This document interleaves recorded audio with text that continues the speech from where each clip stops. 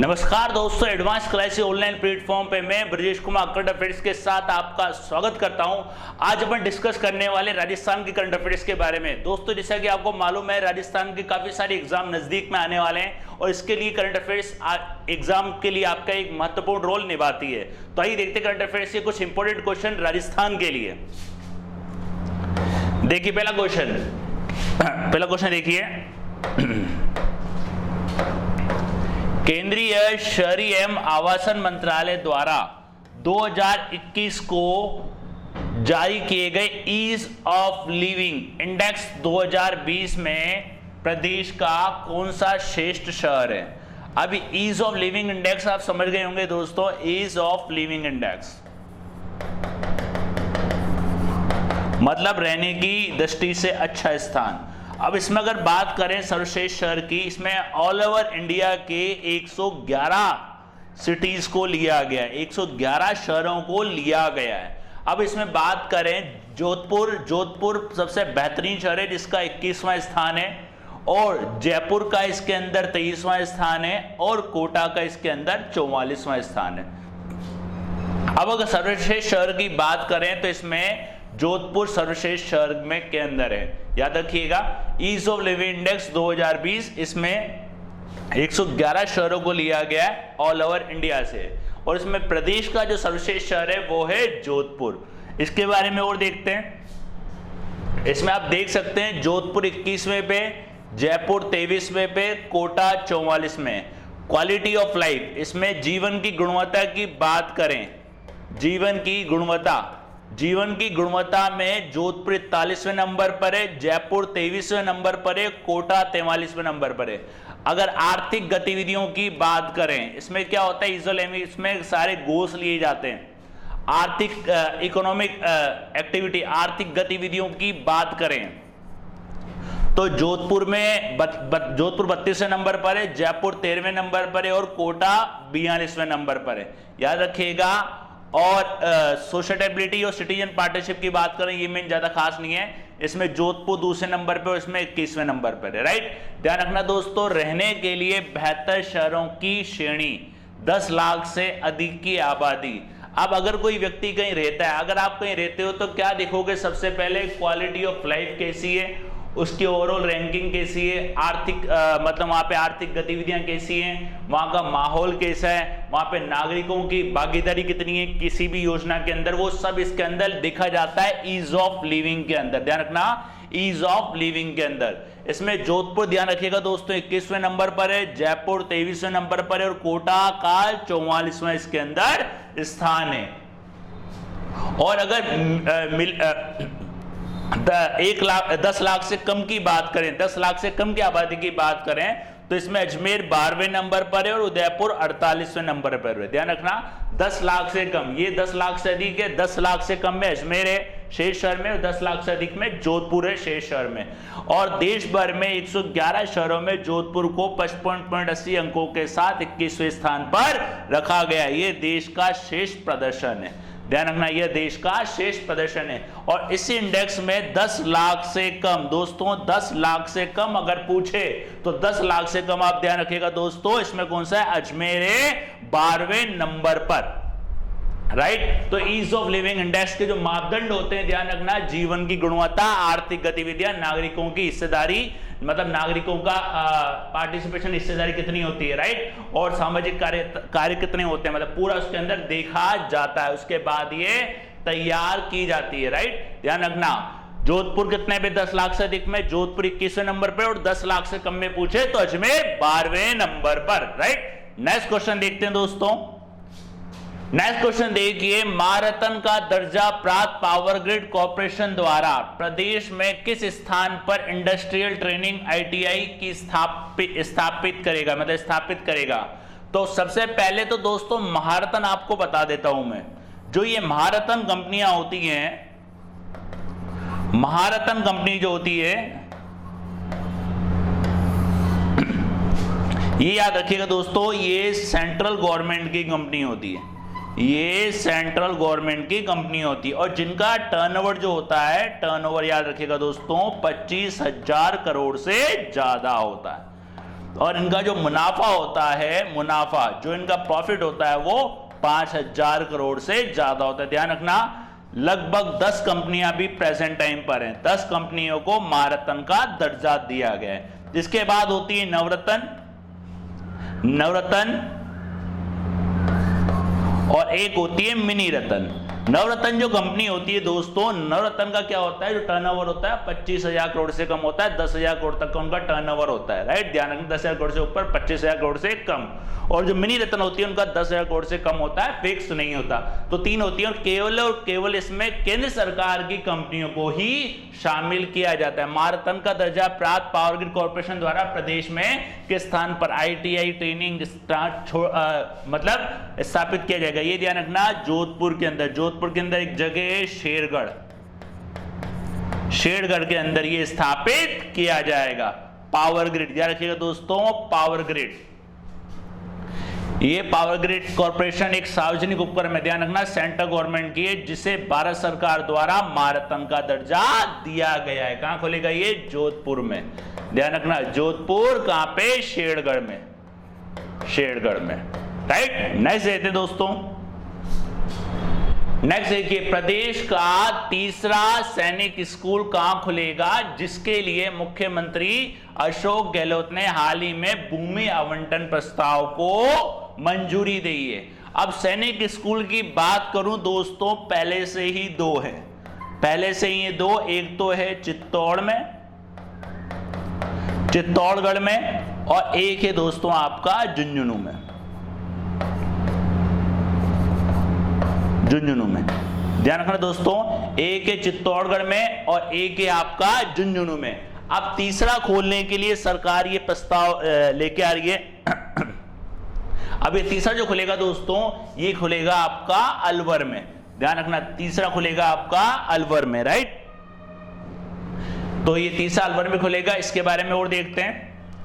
ये देखिए, प्रदेश में चित्तौड़ और झुंझुनू के बाद तीसरा सैनिक स्कूल अलवर जिले में जल्द से स्थापित होगा, राइट। ध्यान रखना, और मुख्यमंत्री अशोक गहलोत ने स्कूल की स्थापना के लिए मालखेड़ा तहसील के हल्दीना गांव में निःशुल्क भूमि आवंटन का प्रस्ताव मंजूर किया है। ध्यान रखना दोस्तों, और ये 2013 में भारत सरकार के रक्षा मंत्रालय के साथ अलवर जिले में सैनिक स्कूल सोसाइटी नई दिल्ली की ओर से संचालित सैनिक स्कूल स्थापित करने के लिए सहमति पत्र हस्ताक्षर हुए थे। ध्यान रखना, 2013 में हस्ताक्षर हुए थे, मंजूरी अभी मिली है।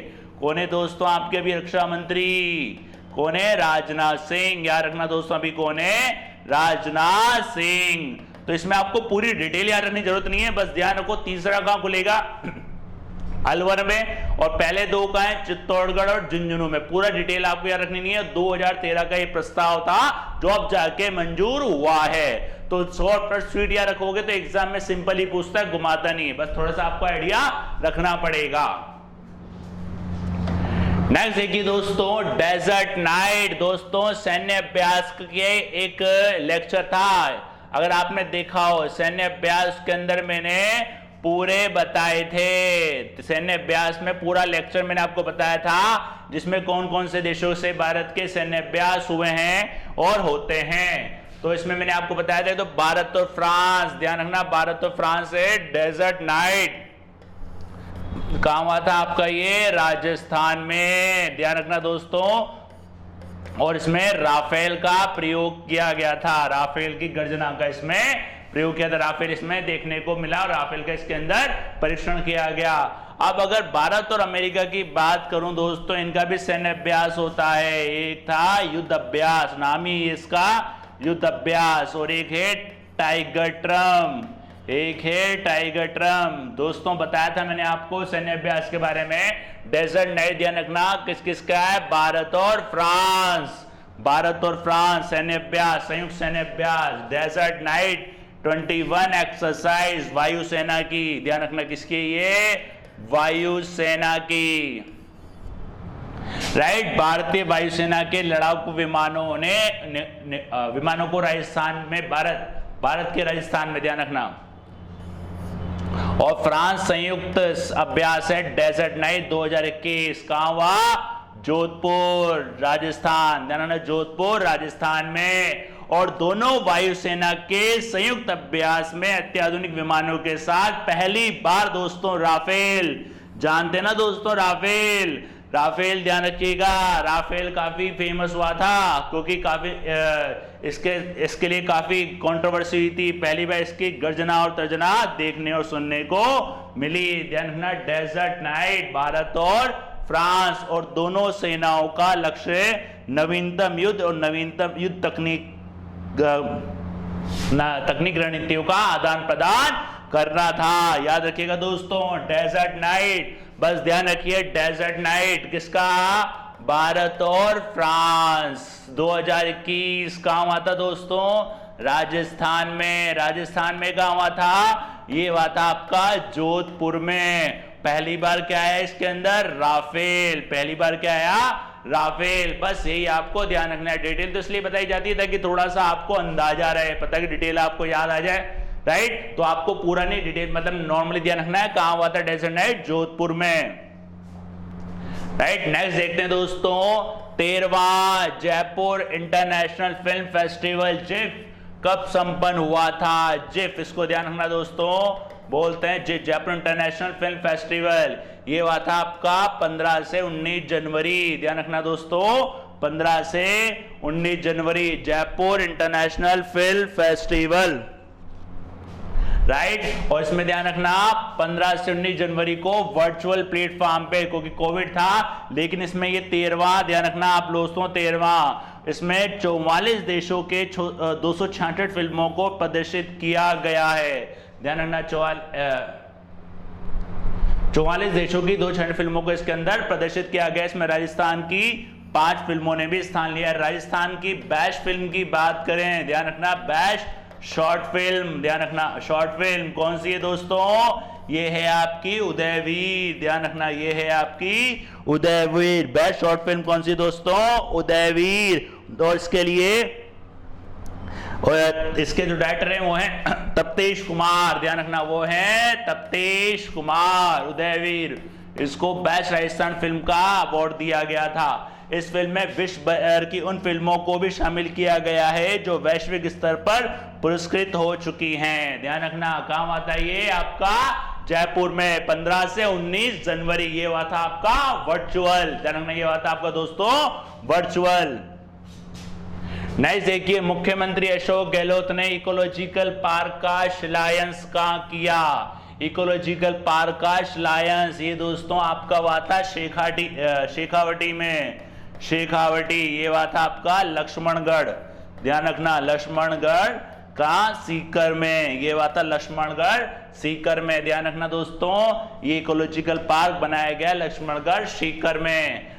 प्रदेश पर्यटन के क्षेत्र में शेखावटी में लक्ष्मण में को बड़ी सौगात दी गई थी। सीकर से लक्ष्मणगढ़ उपखंड में मुख्यालय पर करीब 57 हेक्टेयर भूमि पर बनने वाली इस नेचर पार्क के विकास के लिए सरकार ने 1359 लाख रुपए की राशि स्वीकृत की है। ध्यान रखना पर्यटन को बढ़ावा देने के लिए, पर्यटन को बढ़ावा देने के लिए और शेखावटी के विकास के लिए, देने के लिए और शेखावटी के विकास के लिए, राइट। अगला क्वेश्चन देखते हैं दोस्तों। अगला क्वेश्चन देखिए निर्वाचन विभाग का क्षेत्रीय स्वीप सेंटर मतदाता जागरूकता केंद्र कहां स्थापित किया गया है। ये दोस्तों जो स्वीप बनाया गया है ये एक प्रकार का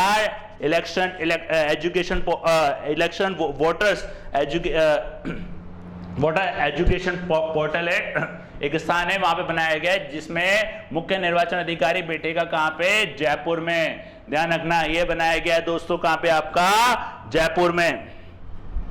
ध्यान रखना अभी स्वीप होता क्या बता दूं, ये 3 राज्य, कौन कौन से राज्य, एक तो पंजाब, हरियाणा और राजस्थान, यहाँ पे वोटिंग गतिविधियों को ये नियंत्रित करेगा।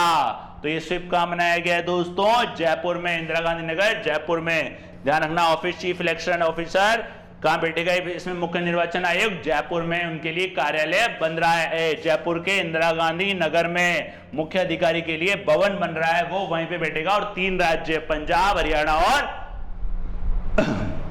पंजाब, हरियाणा और राजस्थान। इसी भवन में केंद्रीय निर्वाचन आयोग की क्षेत्रीय स्वीप ध्यान रखना, ये स्वीप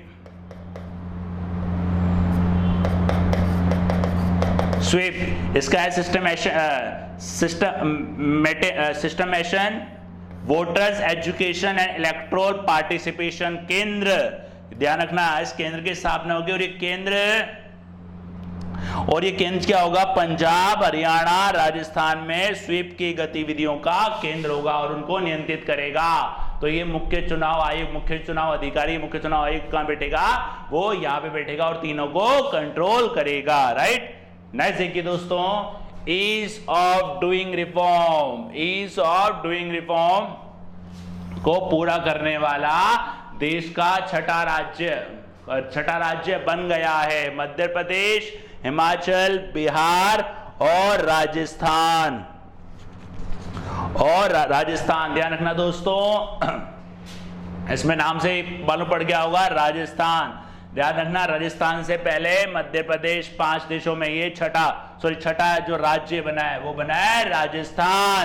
इसके बारे में और देखते हैं। Rajasthan become a 6th state of complete ease of doing. अब देखो, एज ऑफ डूइंग बिजनेस होता क्या है वो मैं बता दूं आपको। एज ऑफ डूइंग बिजनेस, इसके अंदर क्या होगा? राजस्थान ने अपनी एक वेबसाइट बना रखी है जिसका नाम है SSO राजस्थान। अब जितने भी यहाँ पे व्यापारी होंगे, जैसे होटल, रेस्टोरेंट वाले, बेकरी, जूस, मिठाई दुकानें, उनको अगर अपना दुकान का रजिस्ट्रेशन कराना है तो वो इससे करा सकते हैं SSOrajasthan.gov.in। मतलब बिजनेस को रजिस्टर्ड कराने के लिए, मतलब एक बिजनेस को आसान बनाने के लिए उनको गवर्नमेंट के दफ्तर में चक्कर काटने नहीं पड़ेंगे, इसलिए उन्होंने एक वेबसाइट बनाई है राजस्थान ने, जहां पे वो अपने व्यापार के लिए आवेदन कर सकते हैं, व्यापार को बढ़ाने के लिए उनके लाइसेंस के लिए आवेदन कर सकते हैं। तो ये कौन सा होता है दोस्तों? ध्यान रखना, ease of doing business reform, मतलब कहने का मतलब है व्यापार की दृष्टि से अच्छा राज्य, जहां पे व्यापार शुरू करने के लिए गतिविधियां आसान हो और व्यापार की शुरुआत की जा सके। ध्यान रखना, राजस्थान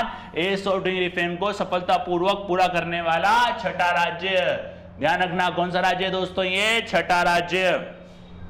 अब तक कुल 6 राज्यों ने ईज ऑफ डूइंग रिफॉर्म की प्रक्रिया को पूरा किया है, जिसमें 6 राज्य, ध्यान रखना दोस्तों, राजस्थान से पहले आंध्र प्रदेश, कर्नाटक, मध्य प्रदेश, तमिलनाडु और तेलंगाना। ध्यान रखना, 5 राज्य राजस्थान से पहले इसने इसको करा है और ईज ऑफ डूइंग बिजनेस के तहत IT विभाग के साथ समन्वय कर, कोऑर्डिनेट कर सॉफ्टवेयर SSO राजस्थान.gov.in तैयार किया जाएगा। इसके तहत निगम सीमा क्षेत्र में आने वाले होटल, रेस्टोरेंट, बेकरी, जूस दुकानें, कैंटीन संचालन आदि को ऑनलाइन आवेदन लाइसेंस ले सकते हैं। इससे क्या होगा? गवर्नमेंट दफ्तरों का चक्कर काटना नहीं पड़ेगा और ऑनलाइन आवेदन करके वो अपना लाइसेंस प्राप्त कर सकते हैं।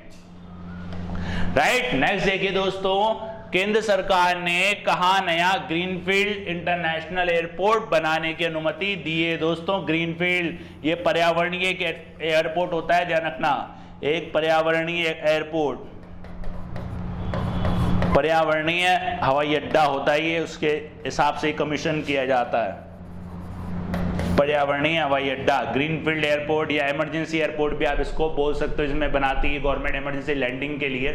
तो ये बनेगा दोस्तों आपका कहां पे? अलवर में। ध्यान रखना, ये बनेगा कहां पे दोस्तों? आपका अलवर में। ग्रीनफील्ड एयरपोर्ट, कोटा कासिम में इंटरनेशनल ग्रीनफील्ड एयरपोर्ट को केंद्र सरकार ने मंजूरी दी है। उसकी मंजूरी कौन देता है दोस्तों? नागरिक उड्डयन मंत्री। नागरिक उड्डयन मंत्री या सिविल एविएशन मिनिस्ट्री किसके पास है दोस्तों? हरदीप सिंह पुरी। हरदीप सिंह पुरी के पास। ध्यान रखना, इस प्रोजेक्ट पर केंद्र सरकार की तरफ से 10,669 करोड़ रुपए खर्च किए जाएंगे, याद रखना। और इसके पहले ही जो बनने वाला दोस्तों यूपी के जेवर में स्थापित करने की योजना बनी थी पहले, लेकिन अब कहां बनेगा ये? कोटा कासिम। कहां पे बनेगा ये? अलवर में। अलवर के पास में आप जानते ही हैं, अलवर में रेवाड़ी जो ये एयरपोर्ट से 23 किलोमीटर इंडस्ट्रियल हब है रेवाड़ी दोस्तों। वहाँ पे काफ़ी ज़्यादा बड़ी बड़ी कंपनियों के वहाँ पे प्लांट हैं, तो वहाँ पे भी काफ़ी सहूलियत होगी। और इन 14 गाँव, मतलब इसमें से 14 गाँव में 7 कोटा कासिम के और 7 तिजारा तहसील के इसके अंदर लिए जाएंगे, उनका भूमि अधिग्रहण किया जाएगा। दोस्तों कहां बनेगा ये ध्यान रखना, अलवर में, कोटा कासिम अलवर में ग्रीनफील्ड इंटरनेशनल एयरपोर्ट रेवाड़ी के पास में। नेक्स्ट देखिए दोस्तों, रक्षा मंत्रालय ने वायुसेना एयरबेस बनाने के लिए भूमि आवंटन प्रस्ताव को मंजूरी दी है। ये दिए दोस्तों बाड़मेर में, आटा गांव बाड़मेर, ध्यान रखना, आटा गांव बाड़मेर दिसंबर 2020 में राज्य कैबिनेट ने बाड़मेर के आटा गांव में वायुसेना एयरबेस स्थापित करने के लिए रक्षा मंत्रालय के प्रस्ताव, भूमि आवंटन प्रस्ताव को स्वीकृति प्रदान की है। ध्यान रखना दोस्तों, राजस्थान करंट अफेयर्स का बहुत ही ज्यादा रोल है आपके एग्जाम के अंदर। अभी आपके काफी सारे एग्जाम आने वाले हैं जिसमें राजस्थान की करंट अफेयर आपसे ज्यादा पूछी जाएगी। इसलिए दोस्तों कंटिन्यू लेक्चर के साथ बने रहिए और अपनी राजस्थान की करंट अफेयर्स को अपडेट करते रहिए। मिलते हैं नेक्स्ट क्लास में नेक्स्ट क्वेश्चंस के साथ, तब तक के लिए धन्यवाद।